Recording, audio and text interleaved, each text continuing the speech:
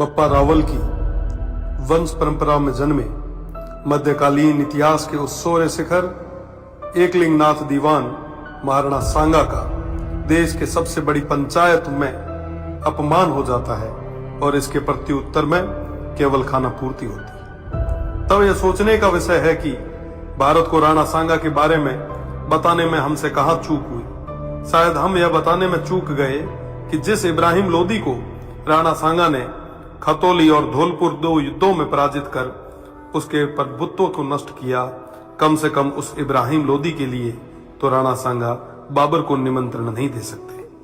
1519 में गागरोन के युद्ध में मालवा के सुल्तान महमूद खिलजी को 3 महाबंदी बनाने वाले, ईडर के युद्ध में गुजरात के मोहम्मद शाह की सेना को पराजित करने वाले, दिल्ली, मालवा और गुजरात की संयुक्त सल्तनतों को हराने वाले तत्कालीन भारत के शक्तिशाली शासक राणा सांगा को कहां जरूरत है किसी विदेशी को आमंत्रित करके सहायता लेने की। दौलत खान लोदी जैसों के निमंत्रण पर आए बाबर के विरुद्ध मेवाड़ के आसपास के शासकों ने राणा सांगा के झंडे के नीचे बाबर जैसे आक्रांताओं से लोहा लिया।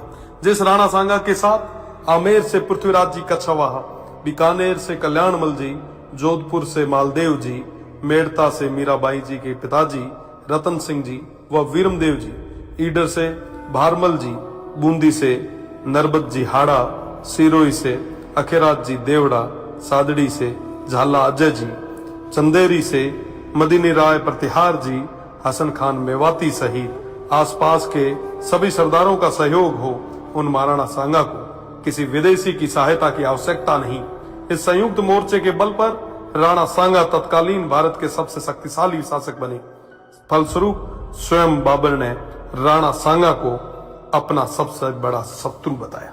राणा सांगा ने इस संयुक्त मोर्चे के बल पर बाबर को बयाना के युद्ध में पराजित किया और बाबर की सेना को भागना पड़ा। इसी भागती सेना के मुगल जनरल मंसूर बरसाल लिखते हैं कि राजपूत मृत्यु के देवता हैं और वो हमारी तरह युद्ध से मैदान से भागते नहीं हैं। खानवा के युद्ध में बाबर के हरावल दस्ते को बुरी तरह नष्ट किया गया।